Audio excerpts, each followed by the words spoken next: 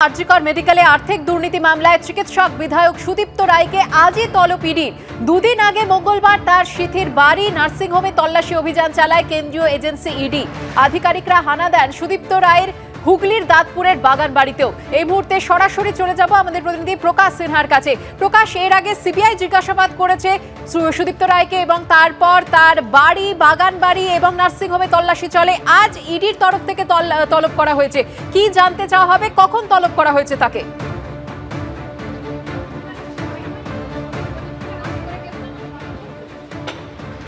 দেখো, তুমি জানো যে গত মঙ্গলবার প্রায় 20 ঘন্টা ধরে সুদীপ্ত রায়, তৃণমূল কংগ্রেসের বিধায়ক, তার বাড়িতে তল্লাশি অভিযান চালান।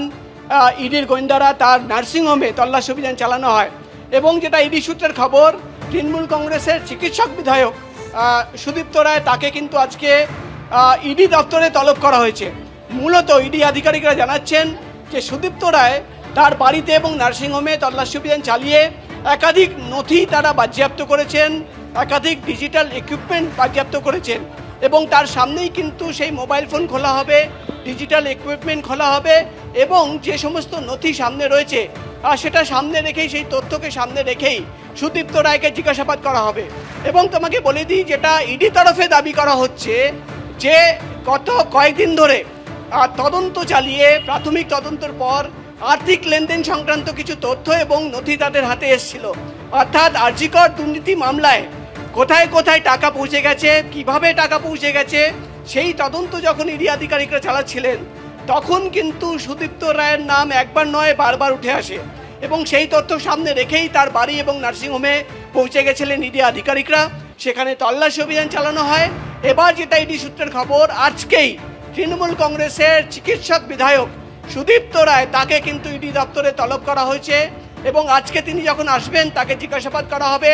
তার সামনে তার মোবাইল ফোন খোলা হবে, তার ডিজিটাল ইকুইপমেন্ট খোলা হবে এবং মূলত টাকার লেনদেনে তার যে ইনভলভমেন্ট উঠে আসে সেই তথ্য সামনে রেখেই কিন্তু তাকে জিজ্ঞাসাবাদ করবেন ইডি আধিকারিকরা।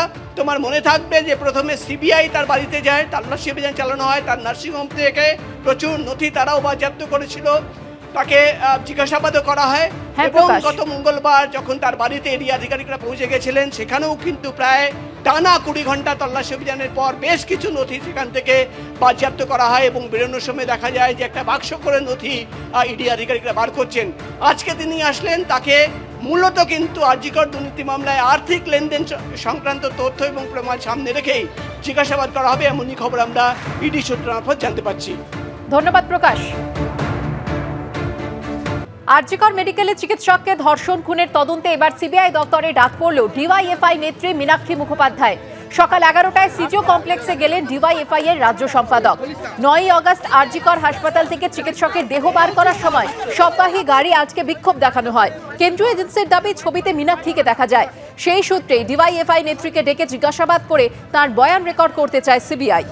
আমরা তো নির্যাতিতা দোষীদের শাস্তি চাই, যাতে নির্যাতিতা দোষীরা তাড়াতাড়ি শাস্তি পায়, তার জন্যই এসেছি। যা বলবেন, পুলিশ জোর করে বের করছিল আর আমরা গাড়ি আটকে নির্যাতিতার পরিবারের সাথে 2 মিনিট কথা বলতে চেয়েছিলাম। আমরা চাই নির্যাতিতার দোষীরা শাস্তি পাক, আন্দোলনকে ডাইভার্ট করা যাবে না। আমরা তো নির্যাতিতার দোষীদের শাস্তি চাইছি। বলতো যে প্রশাসন এবং প্রশাসনিক যারা কর্তারা আছে তারা যাদেরকে শাস্তি দিতে চাইছে এবং এই কাজে যুক্ত আছেন, সেখানে আমরা যা জানি সেটাই আমরা তাদেরকে সাহায্য করবো।